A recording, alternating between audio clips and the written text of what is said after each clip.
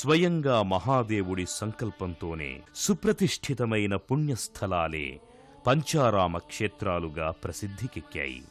అవే ద్రాక్షారామం, కుమారారామం, క్షీరారామం, సోమారామం, అమరారామం.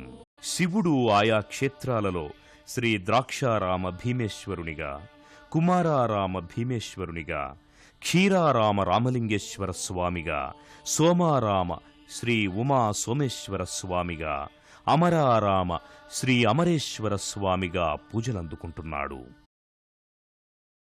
ద్రాక్షారామం కాశీ తరువాత అంతటి మహిమాన్విత స్థలంగా దక్షిణ కాశీగా పేరుగాంచింది.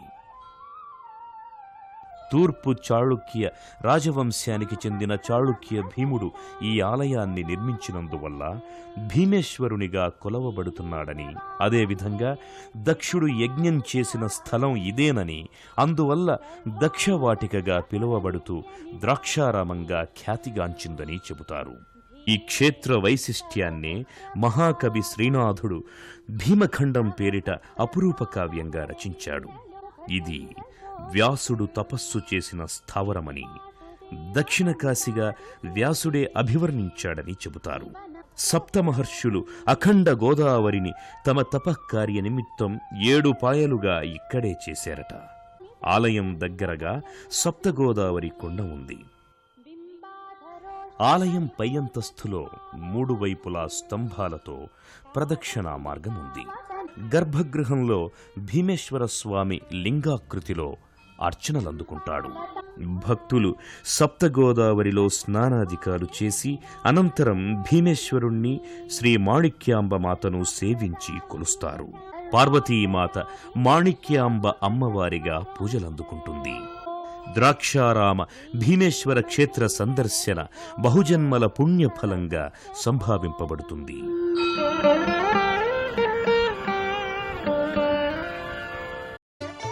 సామర్లకోటలోని కుమార భీమేశ్వర స్వామిని కుమారస్వామియే స్వయంగా ప్రతిష్ఠించడం వల్ల కుమారారామంగా పేరొచ్చింది అంటారు. క్రీస్తు శకం 892లో చాళుక్య భీముడు దీని నిర్మాణం ప్రారంభించి క్రీస్తు శకం 922లో పూర్తి చేశాడని అంటారు. ద్రాక్షారామంలోని దేవాలయాన్నే ఇది కూడా పోలి ఉంటుంది. ద్రవిడ పద్ధతిలో ఈ ఆలయ నిర్మాణం జరిగిందని, అయితే 1340-1466 మధ్యకాలంలో కాకతీయులు ఈ ఆలయాన్ని, స్తంభాలను నిర్మించి పునర్వైభవాన్ని సంతరింపజేశారని తెలుస్తోంది. దేవాలయ స్తంభాలపై 1147-1494 మధ్యకాలంలో వేయించబడిన శాసనాలు కొన్ని కానవస్తాయి. అందుకే చాళుక్య, కాకతీయ రీతులు రెండూ ఆలయంలో దర్శించగలుగుతాం. ఆలయ ప్రాంగణంలో భీమగుండం పుష్కరిణిలో స్నానం చేసి భక్తులు స్వామిని సందర్శించుకుంటారు. గర్భాలయంలోని లింగం 14 అడుగుల ఎత్తుగలది. కాలభైరవుడు, బాలా త్రిపుర సుందరి అమ్మవారు ఇక్కడ భీమేశ్వరునితో బాటుగా కొలవబడతారు. ఈ ఆలయంలోని మరో విశేషం, చైత్ర వైశాఖ మాసాల్లో సూర్యకిరణాలు ఉదయం స్వామివారి పాదాలను, సాయంకాలం అమ్మవారి పాదాలను తాకి పునీతమవుతుంటాయి.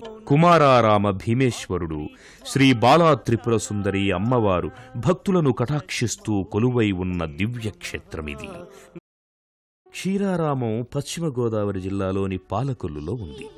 ద్రాక్షారామంలో తత్పురుష ముఖస్వరూపునిగా, కుమారారామంలో వామదేవ ముఖస్వరూపునిగా ఉన్న శివుడు క్షీరారామంలో ఈశాన్య ముఖస్వరూపునిగా నిలవై ఉన్నాడు. క్షీరరామలింగేశ్వరుడు కొప్పులింగేశ్వరునిగా కూడా చెప్పబడుతూ ఉంటాడు. విష్ణువే స్వయంగా నెలకొల్పిన లింగం ఇది అని చెబుతుంటారు. కౌశికముని కుమారుడైన ఉపమన్యుడు శివుణ్ణి నిత్య అభిషేకానికై కావలసిన క్షీరాన్ని ప్రసాదించమని కోరాడట. శివుడు స్వయంగా క్షీరపుష్కరిణిని వెలయింపజేసి క్షీరసముద్రం నుండి పుష్కరిణికి పాలు స్రవించేలా చేశాడట. అందుకే క్షీరారామంగా ఈ ప్రదేశం ఖ్యాతి పొందింది. ఎత్తైన రాజగోపురంతో ఆలయం వైభవంగా ద్యోతకమవుతూ ఉంటుంది. పాలరాతి శివలింగం క్షీరారామేశ్వర స్వామిగా, రామలింగేశ్వర స్వామిగా కొలవబడుతోంది. ఇక్కడ క్షీరారామలింగేశ్వర స్వామిని కొలిచిన వారి మనస్సులు కూడా పాలవలే శుద్ధమవుతాయని, సకల పాపాలు హరింపబడతాయని విశ్వాసం. సోమారామ శ్రీ ఉమా సోమేశ్వర స్వామి పరమేశ్వరుని పంచముఖాలై ప్రకాశించే పంచారామ క్షేత్రాలలో ఈ క్షేత్రం కూడా ప్రసిద్ధమైన దివ్యక్షేత్రంగా విరాజిల్లుతోంది. గునుపూడి భీమవరంగా పిలువబడుతున్న ఈ క్షేత్రం పశ్చిమ గోదావరి జిల్లాలో ఉంది. పంచారామ క్షేత్రాలలో ఒకటిగా విరాజిల్లుతున్న ఈ క్షేత్రంలో శ్రీ ఉమా సోమేశ్వర జనార్దన స్వామి వార్లు కొలువై ఉన్నారు. ఈ ఆలయంలోని లింగ భాగాన్ని చంద్రుడే స్వయంగా ప్రతిష్ఠ చేశాడని పురాణాల ద్వారా అవగతమవుతోంది.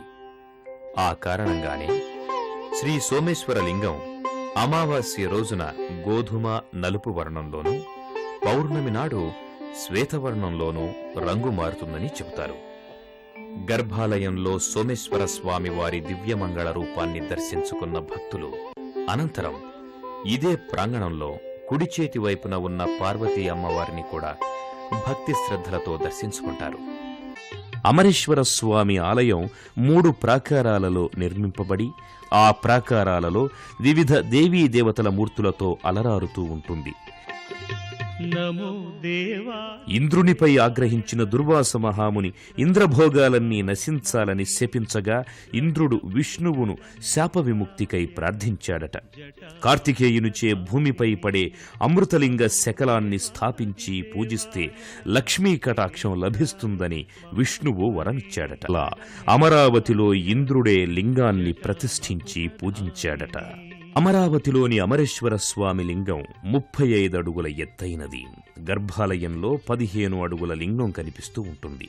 మిగతా 20 అడుగులు భూమిలో ప్రతిష్ఠితమై ఉందని చెబుతారు. ఇక్కడ పార్వతీదేవి బాలచాముండేశ్వరి మాతగా స్త్రీలచే పసుపు కుంకుమల పూజలందుకుంటూ ఉంటుంది. కార్తీక మాసంలో అమరావతిని ఎక్కువగా భక్తులు సందర్శిస్తూ ఉంటారు. శివరాత్రికి అమరేశ్వర స్వామికి విశేషార్చనలు, అభిషేకాలు, ఉత్సవాలు జరుగుతాయి. పంచారామ శైవక్షేత్రాలన్నీ పరమ పవిత్రంగా భావింపబడుతూ ఆలయంలో లింగార్చనలు, అభిషేకాలు నిత్యం జరుగుతూ ఉంటాయి. ద్రాక్షారామ, కుమారారామ, సోమారామ, క్షీరారామ, అమరారామ క్షేత్ర సందర్శనం పరమ పుణ్యదాయకం. లింగరూపధారి అయిన ఆ పరమేశ్వరుని అపార కరుణా కటాక్ష వీక్షణాలు అందరికీ లభించాలని మనసారా కోరుకుంటూ సెలవు. మరి నమస్కారం.